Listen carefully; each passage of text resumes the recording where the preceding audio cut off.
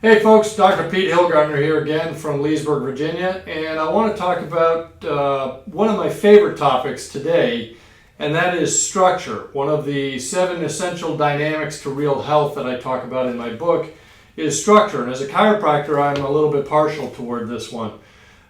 In fact, the thing that I like to teach people is that structure and function always go hand in hand. Neurological function and biomechanical structure are always linked.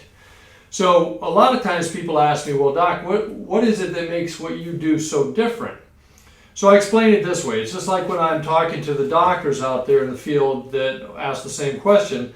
I say, well, you know, as chiropractors and physical therapists, osteopaths, and even physiatrists, the medical practitioners who work with a lot of this, we were all taught a certain set of data in a certain model. And I always give this analogy. It's like if you were taught Newtonian physics, you were taught that apples fall from trees, they hit you in the head, there's equal and opposite reactions, and all that is correct and it's not wrong.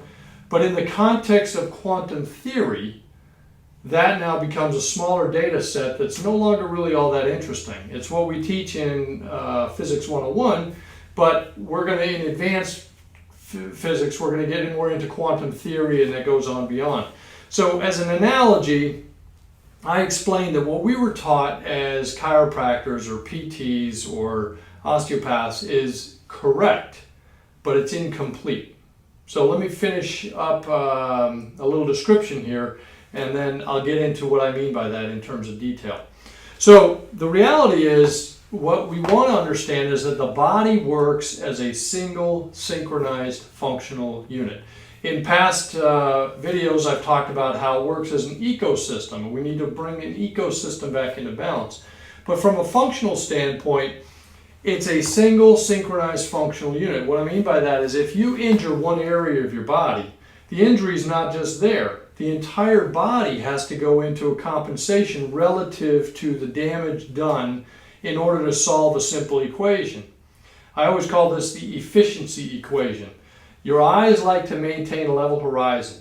We don't like walking around like this. In fact, try that sometime and you'll see how interesting that can become after an hour. But our brain wants to keep our eyes level to the horizon. It wants to keep our bodies underneath it to maximize resistance to gravity and minimize energy output. So everything in Newtonian physics does try to go to the lowest energy state. That's correct. So from a neurological standpoint, what we see is we see people coming in like this, and we say, well, we're going to do something to this body in order to get the head back up over the body. So we do a lot of stretching, strengthening, mobilizing, doing different things, putting orthotics in, different things to try to bring the head back up over the body.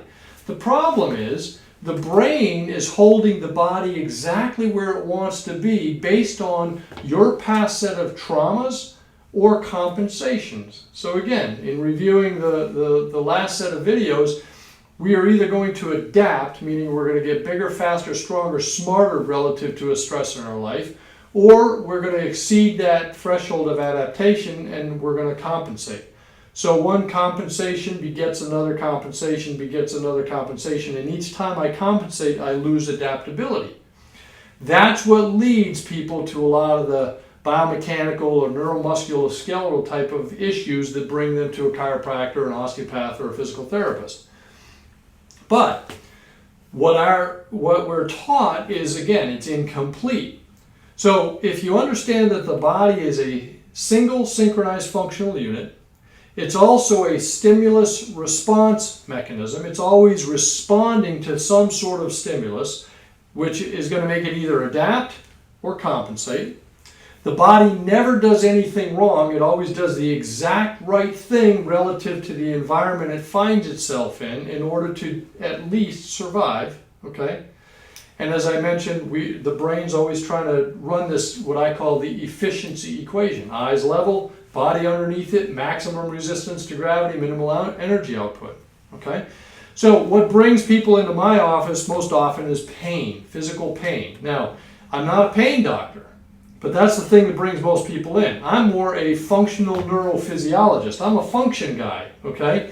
And what I mean by that is functional neurophysiology if the brain coordinates and controls the function of every single thing in your body, well, if you have a digestive issue, if you've got a respiratory issue, if you've got an immune issue, if you've got a hormone issue, there's something going on in the brain that we could use to influence and upregulate that or to get rid of the problem. A lot of times we're medicating or doing surgery on things that the body is actually trying to actually do the job, but the downstream effect is a disease or a pathology. Well, let's go back upstream, go hit the root of the problem instead of just dealing with the end result, okay? So in terms of utilization of modality, sometimes it's a both and thing, but really the first thing you ought to do is get your structure checked, and here's why. If the brain and the body are trying to run and coordinate and control the function of everything in your body, there's also a feedback loop, okay? So let's say in the old chiropractic model, we used to say that a bone out of place pinches a nerve, okay? So if I take this bone and it's out of place and it's pinching a nerve, I need to put that bone back into position, take the tension off the nerve, all right? Now the physical therapist will say, well, that bone's out of place because there's a muscle over here that's being held real tight, and I need to stretch and strengthen and mobilize and try to get that thing back into place, all right? And by the way, the osteopathic lesion is bone out of place, cuts down blood supply. So that's correct. The PTs are correct. The chiropractors are correct. But we're all incomplete because the question is, well, why, if the brain has the ability to move these bones around by activating different muscles, why is it holding it here? Why is that the structural pattern? Well, the reality is that there's only one direction in the spine that bones can move, that there's no muscle to pull it back into position, all right? So I'll come a little closer to the camera again, and if I have a bone that moves over this way, I have the muscles over on this side that if the brain wanted it to, it could actually pull it back over. It could even pull it over the other side, okay? If something moves back, if a bone actually slides backwards like this, I actually have muscles in the front. I've got my rib cage, I've got my diaphragm, which covers a lot of this, and I've got my hip flexor muscles, these muscles down here, that can pull something forward, okay? But if something goes from back to front, if this bone actually slides on the one in front of it, it doesn't have to slide a lot to create change in the neurology. If it slides forward, what's back here to pull it back? There's nothing there, okay? There's no string that pulls back. Now, when I'm teaching this, I always get somebody who got an A+ in anatomy, and they remember, hey, wait a minute, I've got the intraspinous muscle. Intraspinous muscle lines up like this. Well, a muscle just does one thing. All it does is contract. So if it contracts, it's only going to pull this down or pull this up. It will never pull it back, all right? So one of the big aha moments that we've had is that if you're in pain and you don't have a fracture, an infection, or a tumor causing that pain, there's really only one reason: that a bone or a set of bones is in a position that the body cannot fix because there's no muscle to counterlever it back in position, okay? So let's take that as an example just in my own body. If I have something that moves a bone here forward, well, all the other little bones on top of it have been slid forward too. So all of a sudden I'm forward. Now watch, my brain says, hey, wait a minute, I don't want to walk around like this. That's very inefficient. If I'm standing like this, I'm exerting a certain amount of energy to keep me upright. If all of a sudden I drop forward like this, I'm expending exponentially more energy just to keep me upright. So what happens now is my brain says, hey, wait a minute, I want my eyes level to the horizon. I want to get that body back underneath me. But remember, there's nothing here to pull it back. There's nothing that's going to pull that back. So what can happen? Well, I've got muscles that can rotate. I've got muscles that can laterally flex. And that's exactly what happens. So I've got this whole process now where I'm forward. All the little building blocks are forward. My brain kicks in and says, hey, get your eyes level. Get the body back up underneath it to resist gravity. Now, look what happened. I just twisted up. Well, look what happened to my shirt. That just twisted up. Okay? So now we have to go into research that was put out by a neurosurgeon in Sweden named Alf Brieg, B-R-I-E-G, I think is how you spell it. And he wrote 3 textbooks. He did about 48 years of research, wrote 3 textbooks. They're all collecting dust somewhere in medical book libraries because the world's not ready for it, okay? But you and I don't have time to wait. In fact, this is the basic research that a chiropractor named Dr. Jesse Jutkowitz used in order to develop the technology that I'm using called advanced biostructural correction. And this is where the paradigm shifts, and it goes from the traditional chiropractic model, which is not wrong, just incomplete in the context of what we're using, to a broader base where we say, hey, wait a minute. If it's true that a bone or bones move into a direction that the body can't fix and then the body compensates and it twists up, what happens is there's a covering to the brain, the spinal cord, called the meninges, and it's designed just like this Chinese finger handcuff. So you've heard of meningitis, okay? So that's an infection of the meningeal sleeve. But that meningeal sleeve acts just like this little Chinese finger handcuff, and visualize it like if I had a Spider-Man suit covering my whole body, all right? So that Spider-Man suit covering my whole body very tightly, kind of like these Under Armour shirts, okay? If it's like this and it's designed like that, and this is neutral, this is neutral, and then my body goes into a compensation and it creates a lot of twist and torque.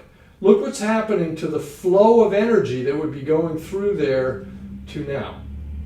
But more than that happens, because I've got that sleeve covering my brain and spinal cord, but you look at all these different bones right here.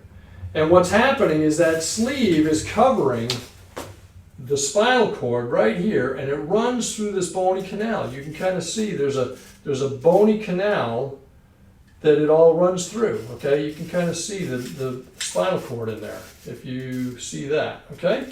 It runs through the canal, and every one of these levels of bones has little ligaments that hold that sleeve. If we use my shirt as like the example, holds that sleeve in suspension because it needs to move around, okay? It's an articulating system like a gooseneck lamp.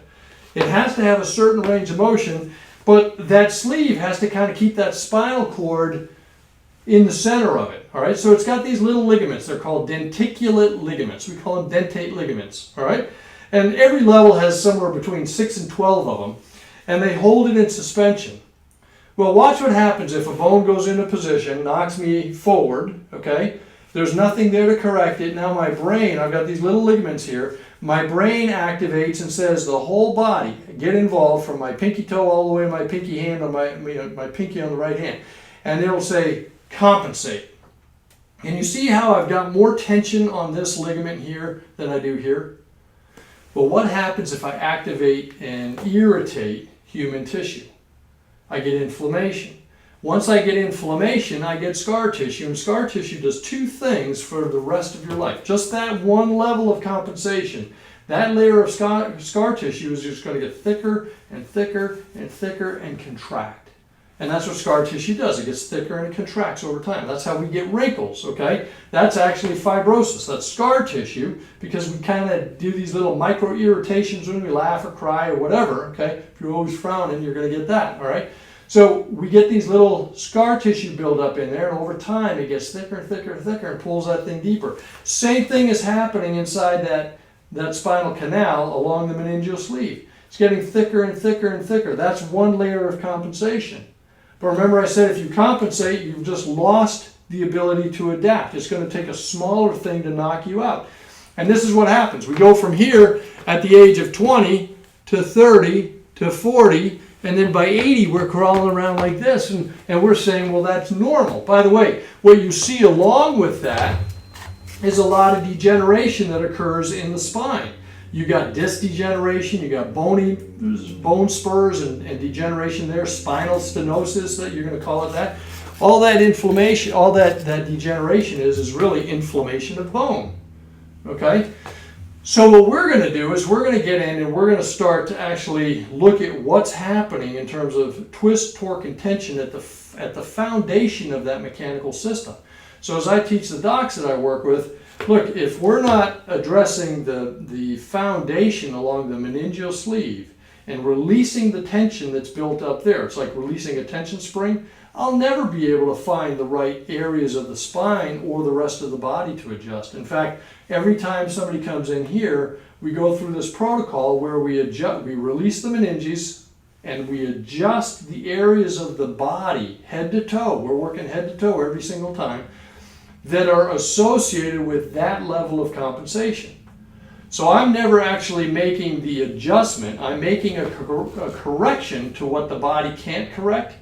Then the brain now, between the adjustments, is getting bombarded with a whole new set of information, more accurate information, and the brain now does the adjusting, and it unwinds to boom, where it can't compensate or can't move through a compensation again. It's stuck somewhere because that meningeal tension is there, and there's a set of bones in a position the body can't fix. Okay? So that's what makes us a lot different, the people who are practicing advanced biostructural correction, a lot different than any other chiropractic technique out there. Now, while I'm talking about the chiropractic techniques, let's say that fast, okay? While I'm talking about that, there's really only 3 schools of thought that it really falls under.